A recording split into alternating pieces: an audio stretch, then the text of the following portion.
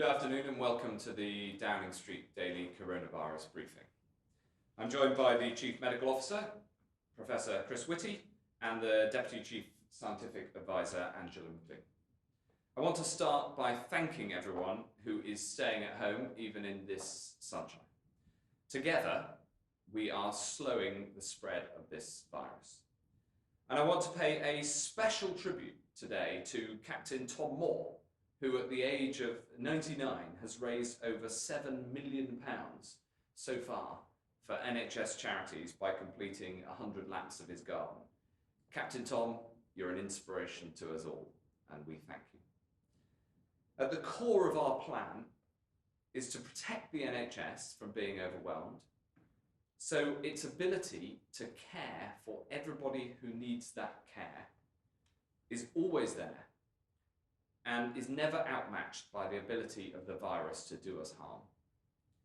That is central to our plan, and I'm glad to say that the spare capacity in critical care in the NHS today has reached a new record high of 2,657 beds.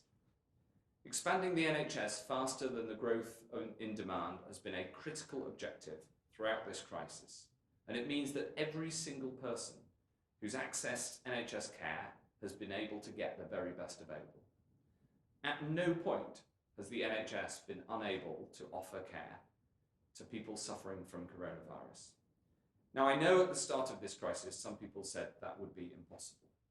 But so far, we've met this objective throughout. And I want to thank all those involved for their part in this national effort.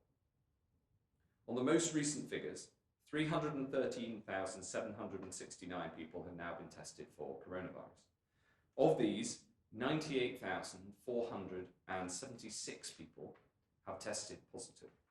The number of patients in hospital with symptoms is now 19,529. 12,868 people have sadly died, an increase of 761. This all just goes to show why we cannot let up in our efforts. We cannot let go of the hard work that's been done so far. This shared sacrifice, and I know it's a sacrifice, is starting to work. But we will not lift these measures until it is safe to do so. Everyone who stays at home is doing their bit, protecting the NHS and saving lives. But while everyone else stays at home to save lives, our health and care workers go out to work to save lives. And today I want to focus on social care. I want to set out the next steps in our action plan for social care that we're publishing today. From the moment of the emergence of coronavirus, we've known that some of the most vulnerable to this disease are in social care, and we've been taking action right from the start. We first set out guidance back in February, and today I can tell you what further steps we're now able to make. Our goal throughout has been to protect residents and to support our 1.5 million colleagues who work in social care. We've injected an extra £1.6 billion, and as the Chancellor said, we will do whatever it takes. This is our plan. First and foremost, from the start, we've focused on the need to control the spread of infection in social care settings. Today, we've strengthened the rules so that all care home residents who are discharged from hospital will be tested before being admitted into their care home. We'll test all symptomatic care home residents, and as I announced last Friday, we've introduced testing for all social care colleagues and members of their households who need a test. At the same time, we're increasing again PPE supplies to social care. We're creating a supply, logistics and distribution network of unprecedented scale. Building on the PPE plan I set out on Friday, over the next 3 weeks, we'll continue priority drops to the local resilience forums who distribute to the social care system according to local need, while we roll out our new online delivery system for social care settings. This will be integrated with the NHS supply chain's central PPE logistical operations, with kit shipped directly to social care providers via the Royal Mail. All of this will contribute to slowing the spread of coronavirus within care homes. I want also to enhance support for our social care workforce. One of the things that I'm most proud of during this terrible crisis is that people have held health and social care workers in such high esteem across the board. It's not clap for the NHS, it's clap for our carers. And to take this further, we're today introducing a single brand for social care to symbolise the entire care profession. This is something I know so many people in the profession have called for.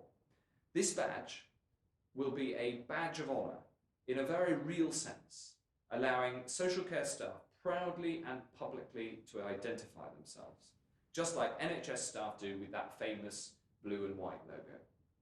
I know that many businesses will want to offer the same recognition and benefits as they do wonderfully to the NHS. We've asked the supermarkets to confirm that social care workers can have the same priority access, and I know that the public value your work in care as much as I do. I also know that we need more people to return to social care or choose to serve for the first time. To make that happen, we're strengthening our national recruitment campaign with the aim of recruiting tens of thousands more people into social care. And we will pay for the initial induction training. This is a job where you have the chance to make a difference to people's lives every single day that you go to work.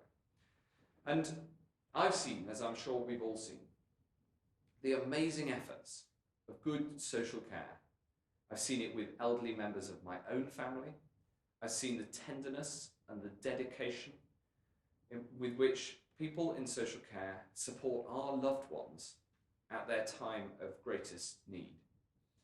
Everyone knows the job isn't easy, whether supporting people of working age, who are some of the most vulnerable in society, or supporting people and their families with dignity at the end of their lives. But I know what a fulfilling profession it is, and I know that many will answer our call. There's one other thing and one other change I want to make, which is giving people the right to say goodbye. One of the important things that care homes do is support people at the end of their life. Sadly, even in normal times, each month, about 10,000 people die in care homes. And our social care colleagues work incredibly hard to ensure support for people and dignity to people at the end of their lives. Wanting to be with someone you love at the end of their life is one of the deepest human instincts, and it's a moment that will be with you forever. Done right, it can help those left behind to cope, and it brings comfort to those who are dying. Coronavirus, of course, has made this much more difficult, and I've been really moved and upset by some of the heartbreaking stories of people dying without a loved one nearby. As a father of a 13-year-old myself, the reports of Ishmael dying aged 13 without a parent at his bedside made me weep. And the sight of his coffin being lowered into a grave without a member of his family present was too awful. So I'm pleased to say that working with Public Health England, the care sector and many others, we're introducing new procedures so we can limit the risk of infection while wherever possible giving people's closest loved ones the chance to say goodbye. And we're making crystal clear that it is unacceptable for advanced care plans, including do not attempt to resuscitate orders, to be applied in a blanket fashion to any group of people. This must always be a personalised process, as it always has been. I want to end by addressing carers directly. As much as the doctors, the nurses, the paramedics, you are on the front line in this battle. I want to thank you for your courage and your commitment, for doing paid or unpaid, formal or informal. The work that you do, difficult, demanding, vitally necessary, and you do it with such love and care and attention. Taking on the extra shifts that might be needed to fill the gaps left by self-isolating colleagues, juggling your own caring responsibilities very often, providing dignity and comfort to people in some of the most difficult circumstances. We as a nation stand with you. And I say to everyone watching, you can stand with our carers too, by staying at home to protect the NHS and protect social care and save lives. With that, I want to pass to Angela to set out the most recent information about the progress of the disease. Thank you.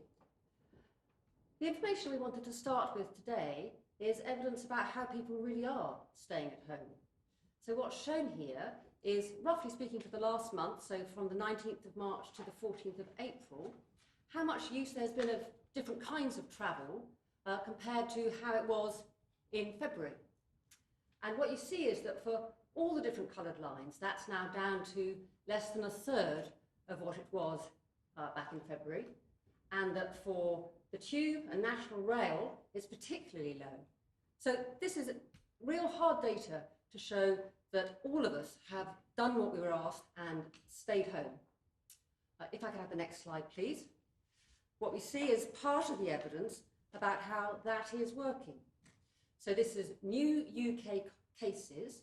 In blue is people diagnosed in hospital, and in orange is people whose diagnosis has been outside hospital in the second new pillar of commercial swabbing activity. But really and the time goes from 21st of March to the 15th of April. And what I see that encourages me when I look at that slide is 2 weeks now of definitely not increasing anymore. I see a flattened curve. And for me, that is evidence that what everybody has done together has worked for us all. If I could have the next slide, please. That's further reflected in these data about people in hospital beds with COVID-19. Across the country, that fell by 1% yesterday, and in Greater London, it fell by 5%. So once again, what I see here is evidence that everybody's efforts to stay home and not have as much contact with other people as would be normal is having the impact that we hoped it would have, and bringing this epidemic to a much better trajectory where this is currently flat and no longer rising. Final slide, please. The final slide is comparing the sad deaths that we've had in our country with those in other countries. These curves are all lined up, so they all start on the day at which each of those countries first had 50 deaths. And you can see the line in dark blue in the middle there is United Kingdom's trajectory, still climbing. We'd always expected that to still be climbing, even though the number of new cases is starting to flatten off. And that's because these are very lagged data, because of course, sadly, it takes a while for people, first of all, to succumb to this disease, and then secondly, for those cases to be reported. The United Kingdom data there are from Public Health England and from our devolved administrations, and we're watching and hoping that those two will soon start to follow a flatter trajectory. And with that, I think I will stop with today's data. Thanks very much. If we go to questions from the media, the first question is from the BBC and Hugh Pym. Thank you very much. Secretary of State, you're now offering testing to social care staff and care home residents where appropriate, but how's that going to be achieved given the pressures on capacity and your existing promises to NHS staff? And when exactly will it be delivered? Thanks, Hugh. Well, I'm very glad to say that we now are testing regularly NHS staff across the board, and we rolled that out from last weekend. And we have started also testing social care staff. 4,100 social care staff have already been referred for tests. And as our testing capacity increases, so this means that more and more people can be tested, And in fact, we have, as some people have reported, over the Easter weekend, we had some spare capacity because the number of people coming forward for testing was not as high over the Easter weekend, which means that we can now expand testing not only to staff in social care, but also within social care settings. The previous rule had been that once 5 people in a social care setting had tested positive, then others with symptoms were deemed to have coronavirus because it was highly likely to be coronavirus. We will now ensure that everybody who has symptoms gets tested, and the critical other change is that those leaving hospital will now be tested, and they will be put into isolation until those test results come through, and if the test results come through positive, then they'll be held in isolation to make sure that they protect those currently in the care home. So this is a positive step, all about strengthening the tools that we have to reduce the spread of coronavirus within care settings and to support the care sector staff that I've spoken about that are doing so much to look after some of the most vulnerable. Back quickly. Of course. Given you're making quite slow progress to your 100,000 a day target by the end of this month, how are you actually going to cover this large number of social care staff and NHS staff and hospital patients? How is it going to be achieved? Well, as I say to you, we're building capacity of testing all the time. And the reason that the figures on the number of tests done have been flat over the last couple of days has been because of not enough demand rather than not enough capacity. And that gives us the space to be able to increase the number of people eligible for testing. So now we have testing available right across the NHS and social care for all those who need it. And I'm very pleased we've been able to expand capacity so that that can happen. And as we build capacity further over this month and then beyond to that 100,000 a day target by the end of this month, we'll expand further those who are eligible for tests, all as part of the plan to get a hold of this virus and to make sure that we support the key public services that we need at this moment. Thanks very much. Robert Peston from ITV. Afternoon to all of you. A couple of very quick questions, I think, for all of you. The data seems to indicate that we are either at or past the peak of this phase of the epidemic. Now, in countries where that is so, Spain, Germany, Italy, Austria, Denmark, they are already talking about how and when they will ease the lockdown. What is it about the British people that means you can't trust them, you feel, to continue to isolate? If you just talk a bit about what the process of easing these restrictions will be. And secondly, those who work in social care homes and settings have been saying for weeks that they are not getting enough help and guidance from you about how to isolate those who are showing COVID-19 symptoms. They're deeply worried about infection to other vulnerable people in those homes. Is there more you can do to extract those people with these symptoms and put them in safer settings? Well, part of the plan that we've set out on that second question is precisely about more isolation, and maybe Chris can say a bit more about this, and I know that Chris will want to comment on the point about the peak, because you're right that the clear message is that it is too early to make changes, and therefore the message to the public watching is that everybody can play their part by staying at home, which protects the NHS and saves lives. And that message is very clear, very straightforward, and of course I understand there's a broad discussion about what next, but we're very, very clear about the thing that people need to do now. Chris? So on the issue of the peak, our view is that it's probably reaching the peak overall, and that's what the flattening shows. I think it's important, and I'm saying this because new data will come out presumably tomorrow. My expectation would be that the number of deaths may well go up because there has been after every weekend we see a dip over the weekend and for the 2 days afterwards, and then an increase as we catch up with the numbers. And after a long four-day weekend, there may well be a bounce up tomorrow. So I think it's very important we don't get to the point where we say, look at the numbers of deaths, that means we've passed the peak. But we do all think that this is flattened out. Sadly, we do think that high numbers of deaths will continue for certainly a short while on from where we are at the moment. I think there's an additional reason that we are, so I think at the moment we are not yet at the point where we can say confidently and safely, this is now past the peak and we can start thinking very much about the next phases. I think the additional technical point I'd make, and there are others I can make as well, is that at this point in time, we do not know where the R, the force of transmission, is between about 0.5 and about 1. It's in that range. The more we have an understanding of where that is, which will happen as we go over the next 10 days or so, the more easy it is for us to judge exactly how we can go through to the next phase in a way that's properly evidence-based. So there are technical reasons as well as peaking reasons for being cautious at this point.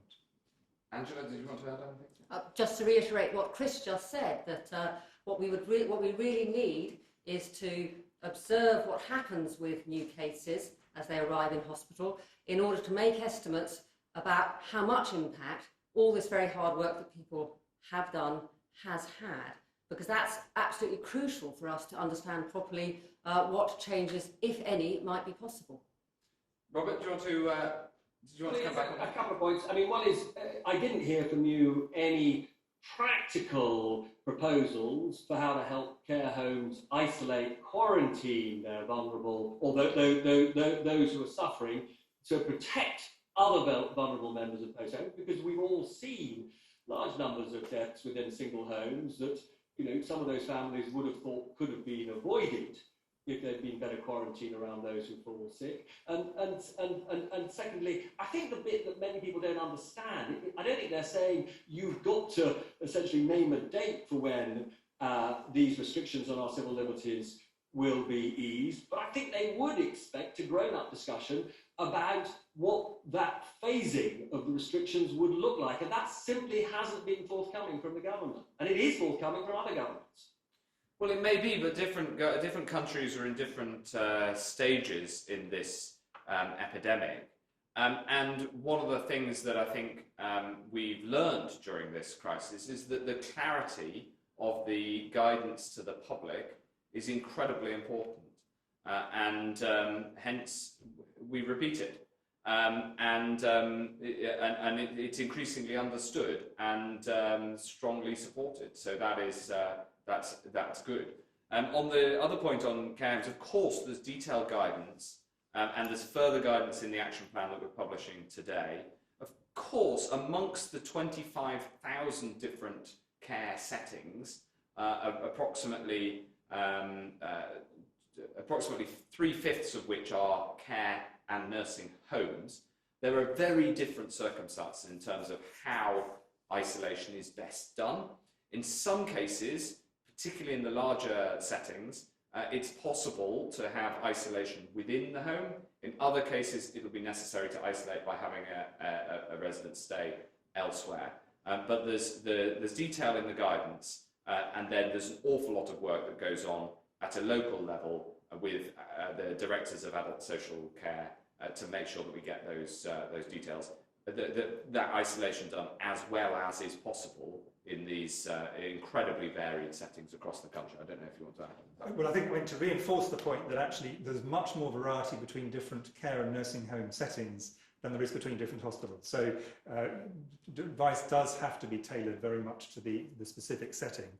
And on your wider point, what we have tried to do is lay out very clearly some of the trade-offs that will have to be made just on the health side between different, for example, forms of mortality, the direct ones from COVID, the impact immediately on the NHS emergency services, the longer term, medium to longer term impact of having to reorient the NHS towards COVID over the medium term, and the long-term impact of socioeconomic factors on health. And these do not always end up with exactly the same answer. And what we're going to have to do in bringing together the right solution is to try and make sure, based on information that we will get more of over the next while, including a better understanding of the R, probably some serology data to understand what proportion of the population has had this. That's an additional bit of information that will really help us, in a sense, to balance these different, very important impacts on health over the next phase. Thanks very much. Thanks, Robert. Alex Thompson at Channel 4. Good afternoon, everybody. And responsible, all three of you would be good if you can. I'm sure you'll all accept what is obvious. You've all been late, very late, in dealing with the crucial issues of care home staff and care home residents. Was that because, frankly, you wanted to prioritise the lives of younger people in hospitals at the NHS sharp end? And have people simply died in British care homes unnecessarily? No, Alex, neither of those things is the case, and very obviously not.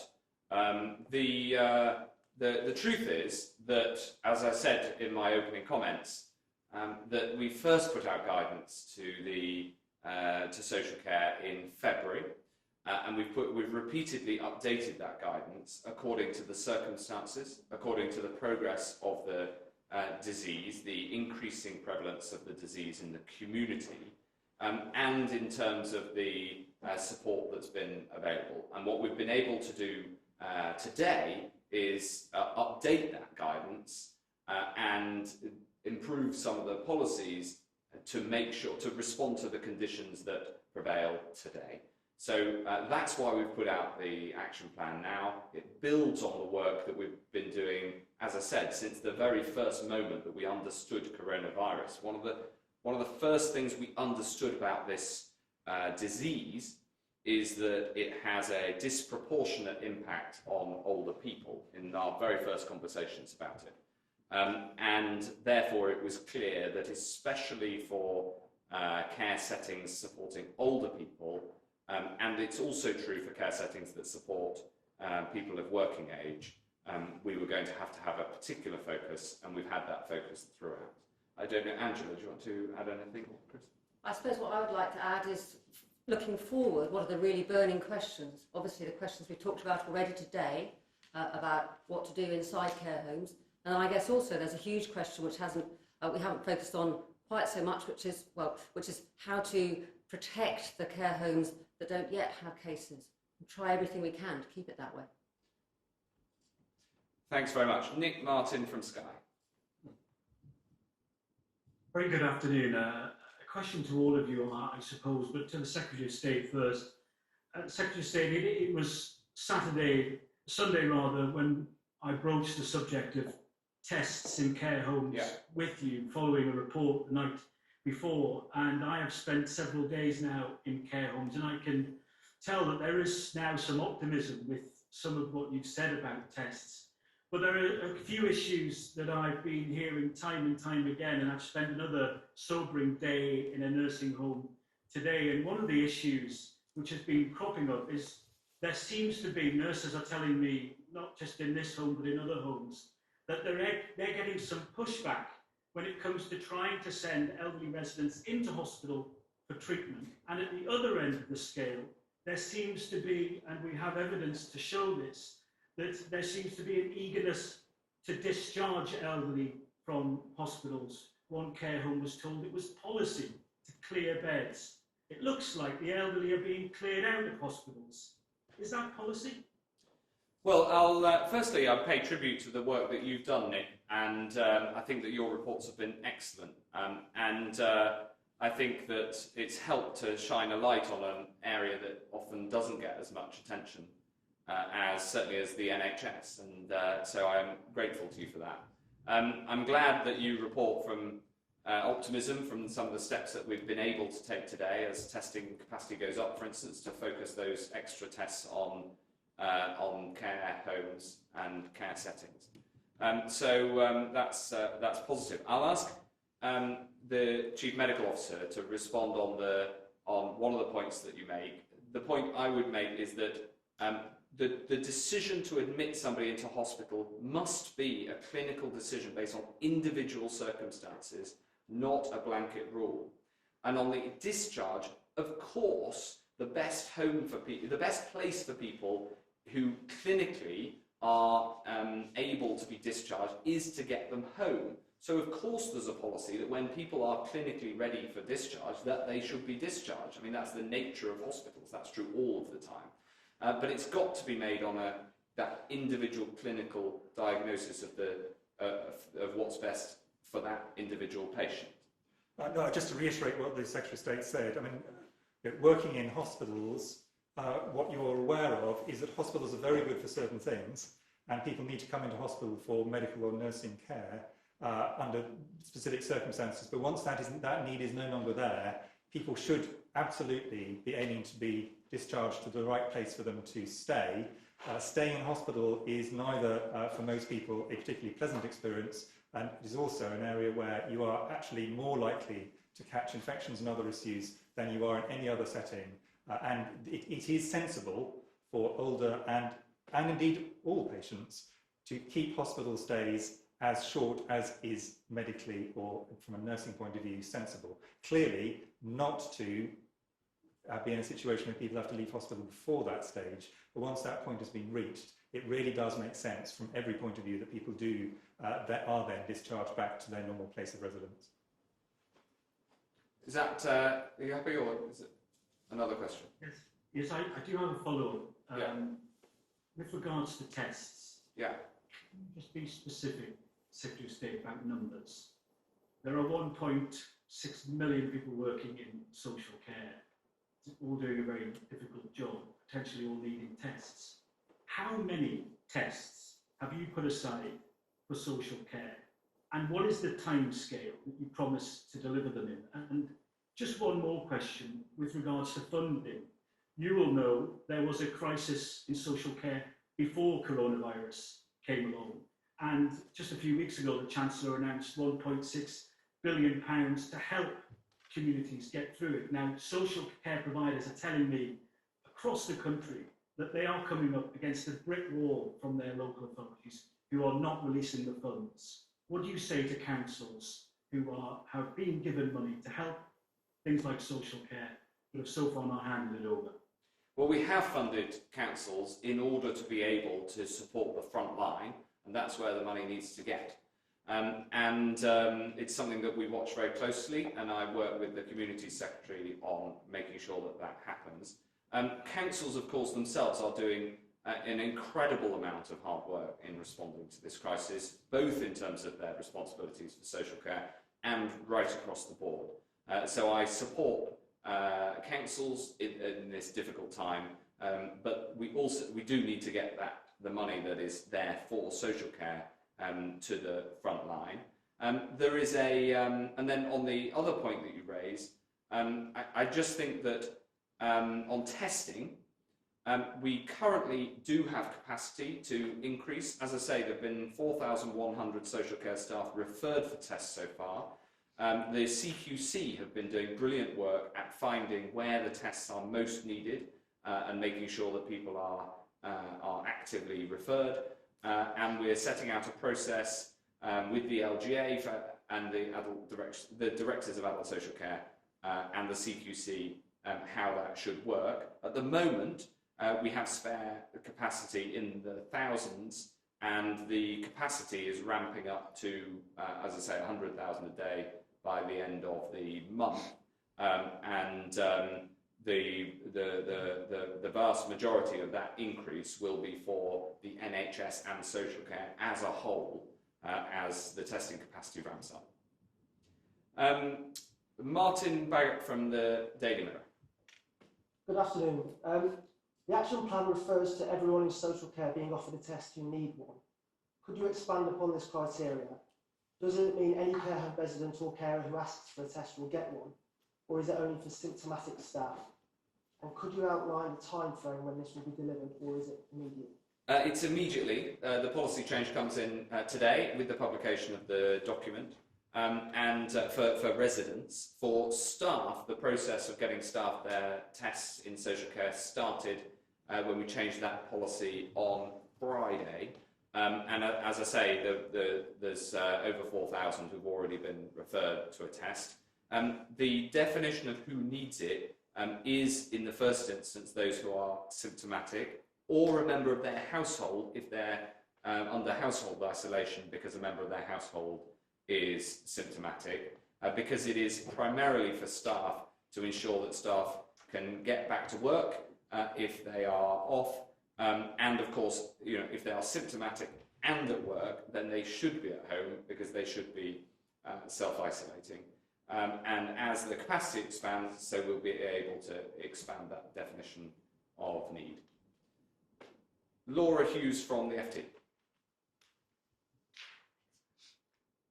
Oh, I've just been informed that Laura is not able to join us.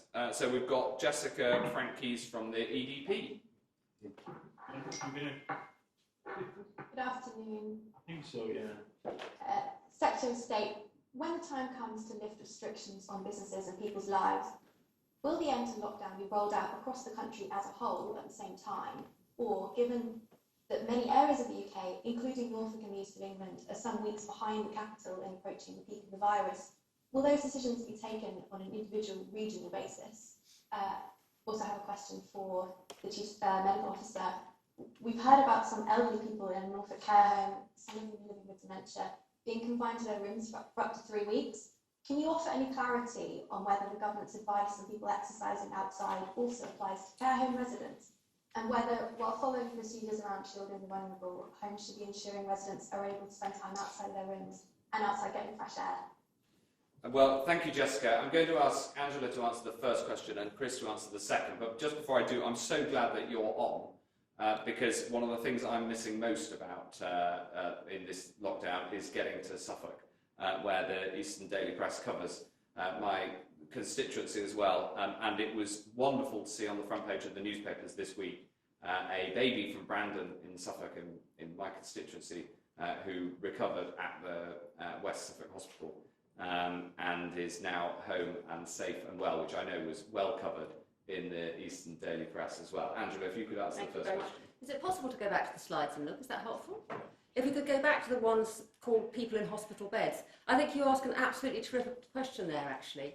So, no, not possible? No, okay. So, what we would expect to happen is that the peak would be at the same time across the country. And that's because, of course, the way we changed our behaviour in the country was largely speaking the same everywhere. So whilst we've always said London is 2 weeks ahead, what we meant was really London was 2 weeks ahead on the way up. In terms of starting first to flatten and then to go down, what we'd really expect is everywhere to be the same. That's not really exactly what we're seeing, in that London is, the number of people in hospital beds in London, for example, fell by 5% in London yesterday, but across the country it was 1%. So I can tell you that we've had quite long discussions about that in various fora. We decided that there's so much variation that we don't have a clear answer for the differences yet, and that it's quite possible that actually we are seeing what we would expect, which is that the flattening off is pretty similar in different places, and that maybe one of the reasons that London seems to be that the people in hospital beds in London seems to be falling faster is that perhaps in London, because cases rose faster here, people responded to all the earlier bits of advice about staying away a little bit faster. That's the advice before the 23rd of March, when everyone was told please to stay home. Thanks, Jessica. Chris? Well, I think it's important to understand that there are two things, in a sense, which are potentially in tension with one another.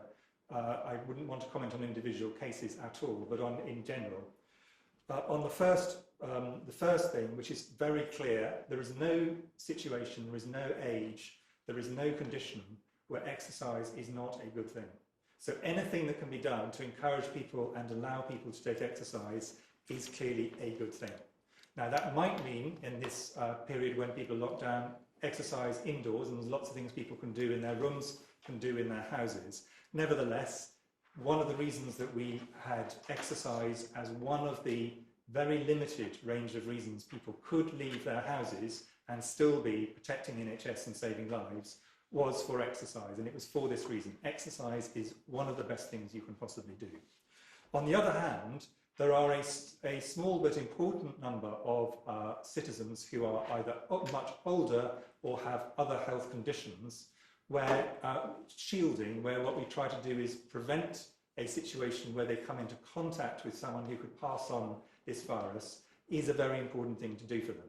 And that's because these people are highly vulnerable, if they get an infection, to actually that going on to be a severe infection and in some cases, sadly, going on to die. A much higher proportion of very old, very older citizens or people with significant health conditions are in that situation. And of course, if you've got someone who is both shielding but also needs exercise, there is a bit of a tension between those. And I think in those situations, we would want people to exercise indoors, but definitely would want them to exercise.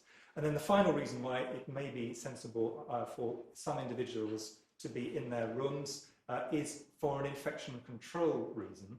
And that was something the Secretary of State talked about earlier.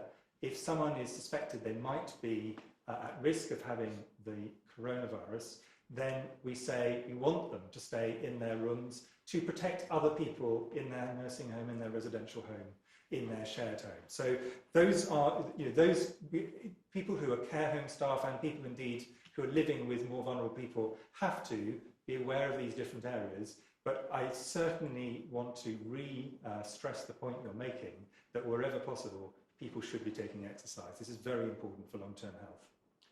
Thanks very much, Jessica. We can go back to Laura Hughes now at the FT. Hi, Laura. Right. The government pledged that there would be 25,000 tests being carried out by the middle of March.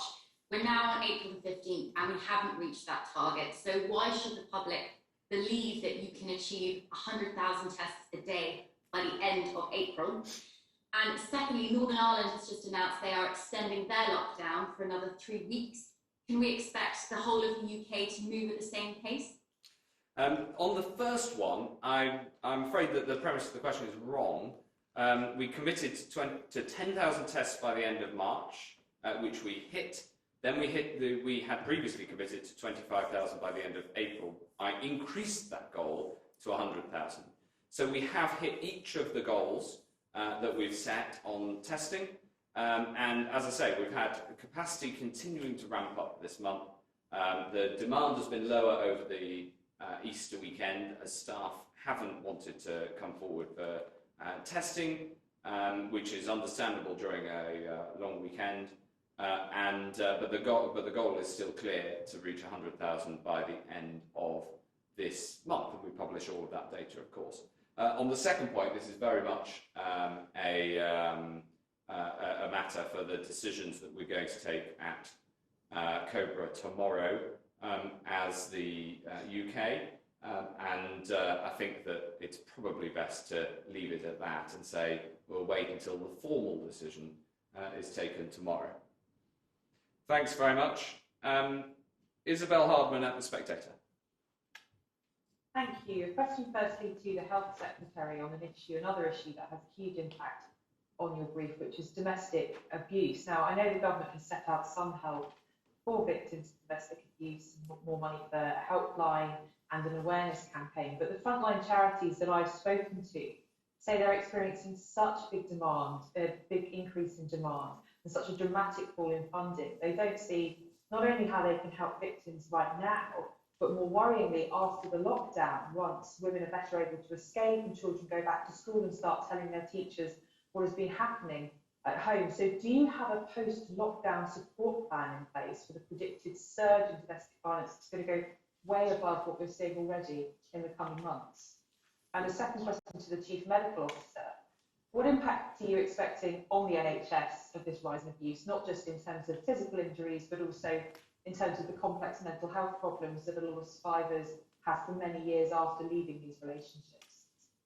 Well, this is such an important question, Isabel, and I know that the Home Secretary set out a package of measures and of support to those brilliant charities to help people who are subject to domestic abuse at the weekend.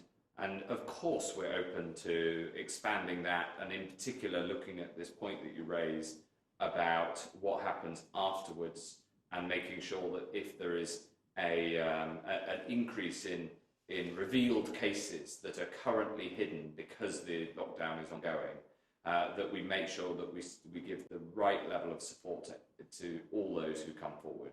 You know, there are many costs to this terrible epidemic, and this sadly is one of them. And I talked to the Home Secretary about it. I think the package that she brought forward was very strong, but there's clearly we need to do the work that's necessary to support everybody on this, and as much as is possible given the nature of the lockdown and the impact that it has. Chris, you were asked specifically. Yeah, and it's clearly not possible to be sure exactly what the implications of this will be in terms of domestic abuse over time, and I think anybody who claims to know that is probably unlikely to have data to back it up. But it is, at any time, domestic abuse is a very major, both mental and physical issue, as well as all the huge social ramifications that come out of it. And dealing with victims of abuse, of whatever sort, to be clear, because abuse can take very many forms, has to take account of those very complicated interactions of mental distress, ill health, in some cases post-traumatic stress and things that go with that, and then in some cases, not all, physical impacts ranging from relatively small to really quite profound. So this is a very serious issue, and it always needs a multidisciplinary approach to dealing with it properly. Is there anything you've got to add? Another, you've got a follow-up. Yes, I just wondered if you could explain how the package that the Home Secretary has set out is strong when there was nothing for accommodation for victims who are fleeing. Obviously, you'd rather that they were able to stay in their homes and the perpetrators were supposed to move out, but that isn't always possible, particularly given they need to get away to somewhere where the perpetrator doesn't know where they are. And given that before this lockdown, refugees were having to turn away around 90 women and the same number of children on an average night, there's clearly a need for a huge package of funding over the next few months, which there's been no mention of at all so far. Well, I think the most important thing in the first instance is, especially during a lockdown, as far as I understand it, is to make sure that we give channels of communication to people who aren't able to cry for help, because the sorts of places like at school, where you might be able to get out of your home and be able to have the confidence to come forward, to make sure that there are alternatives provision for that. I think that was the urgent thing that needed doing. And of course, when it comes to supporting refugees, we are, and all of the supporting infrastructure, we're of course willing to look at that and make sure that it's as strong as it possibly can be. Thank you very much. That concludes today's Downing Street coronavirus briefing. Thank you, and we'll see you again, no doubt, at the same time tomorrow.